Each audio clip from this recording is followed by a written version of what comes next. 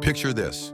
You remove your tie at an international conference, and the hall falls into deathly silence. A multi-billion-dollar monopoly crumbles in seconds. Stock prices plummet, corporate plans go up in smoke.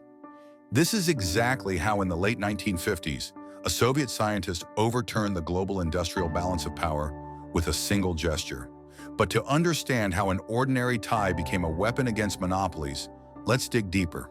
1939, England. Two chemists, John Winfield and James Dixon, are working in a laboratory and bang, they create polyethylene terephthalate, a substance from which you can draw threads thinner than hair, yet incredibly strong. Can you imagine their faces? John, what have we got here? No idea, James, but it looks promising. In 1941, the patent is immediately classified. Wartime, no time for experiments with threads. Only in 1947 did the world learn about the miracle fiber. British ICI called it terylene, while American giant DuPont dubbed it Dacron. Western companies were jubilant. Now we own the future of textiles. But what about the USSR? A vast country that had defeated the fascists, yet citizens were patching captured German overcoats and altering pre-war dresses. The Soviet Union of 1947 was like a giant who could lift a mountain but couldn't buy himself a decent shirt. People managed with incredible ingenuity. Old parachutes became wedding dresses, overcoats turned into school coats, and army tent cloaks were remade into skirts. There was no choice, no quality fabric, only skilled hands and resourcefulness. 27 million dead. This wasn't just a number in a textbook, but empty textile factories, burned cotton fields, destroyed mills. Spending foreign currency on beautiful fabrics was an unaffordable luxury. Under the Chemical Industry Development Plan, scientists received resources and laboratories, but the price of failure was high. The USSR desperately needed its own analog of Western terylene. Attempts to buy a license? The British demanded such a price that it would have been easier to buy half of London. They were confident. Soviet scientists had neither the scientific foundation nor the necessary catalysts. The door was slammed politely but categorically. Nothing personal, just business. The task of saving Soviet light industry fell to a man who dreamed of paints and easels. Boris Vladimirovich Petukov, future conqueror of polymers. Born into a cultured Leningrad family, he dreamed of becoming an artist from childhood and brilliantly painted portraits. After school, he applied to the Leningrad Academy of Arts, now St. Petersburg Academy. He passed the creative exams with flying colors, drawing, portraiture, watercolor, but stumbled over Russian language. Heartbreaking. Not seeking workarounds, 18-year-old Petukov went to the army. And in the early morning of June 22, 1941, on his 20th birthday, instead of congratulations, he heard the thunder of artillery. He went through the war from beginning to end, and this experience changed him forever. Returning from the front in 1945, Boris Petukov enrolled in the Leningrad Technological Institute's chemistry department. The choice was deliberate. He saw how the country needed its own materials, how important science was. During his studies, he became fascinated with polymers, a cutting-edge and almost unstudied field. Petukov studied all available materials about Western developments, searching for rare mentions of artificial fibers. After receiving his diploma in 1949, he joined the Institute of Organoelement Compounds of the USSR Academy of Sciences.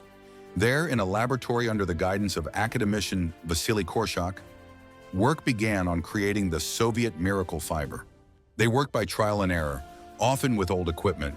The West guarded its secrets more carefully than gold reserves. Formulas? Classified? Catalysts? Unknown. Process parameters? Top secret. The key problem was selecting a catalyst, a substance that initiates and stabilizes the reaction. Without it, all chemistry becomes expensive garbage. The team worked in 3 shifts. Lights never went out in the laboratories for days. Petukov systematically solved 3 critical tasks: finding reliable raw materials, establishing a stable technological process, and equipment for fiber formation. Hundreds of attempts, hundreds of failures, but giving up was not an option. And then came the decisive moment. Together with colleague Emil Eisenstein, Petukov finally achieved a stable reaction. In the flask, thick, transparent resin. He takes a glass rod, dips it into the mass, and slowly pulls upward. The resin stretches into a thread, thin, elastic even. It holds its shape, doesn't break, gleams in the light. This was a breakthrough. They gave their creation a name that encoded its origin. LAVSAN, Laboratory of High Molecular Compounds of the Academy of Sciences. At an international conference in the late 1950s, a Western specialist from DuPont was discussing the revolutionary properties of dacron. He demonstrated samples, emphasized the technology's exclusivity. In the hall sat representatives of the largest chemical corporations who had spent years trying to crack the secret of polyester fiber. After the applause, a Soviet delegate calmly rose from his seat. He took 2 test tubes from his briefcase, one with white powder, the other with clear liquid. Ethylene glycol and terephthalic acid from ordinary petroleum, he announced. And then, attention, he slowly removed his tie and showed it to the hall. We also have such material. We call it lavsan. For several seconds, everyone was silent, as if the world had stopped. DuPont representatives exchanged glances as if they had witnessed the impossible. The multi-billion-dollar monopoly collapsed before the eyes of the entire world. The most unexpected move was yet to come. In 1958, the Soviet journal Textile Industry published an article with a detailed description of lavsan technology.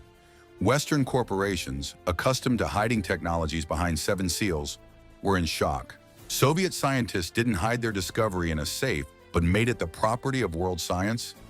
This was a revolution not only in chemistry, but in the approach to scientific discoveries. The entire polyester field was transferred to a new institute in Kalinin, now Tver, and Petukov moved there, becoming deputy director for scientific work. In the late 1960s, he headed a joint group with German specialists from East Germany to launch production at the Mogilev plant in Belarus. Soviet science plus German engineering precision resulted in one of the most efficient enterprises in the industry in Europe. The Kursk plant by the mid-70s was producing tens of thousands of tons of lavsan per year. A lavsan suit cost 30 to 40 rubles versus 60 to 80 for wool, half the price. People could finally dress beautifully and affordably. Modern statistics are staggering.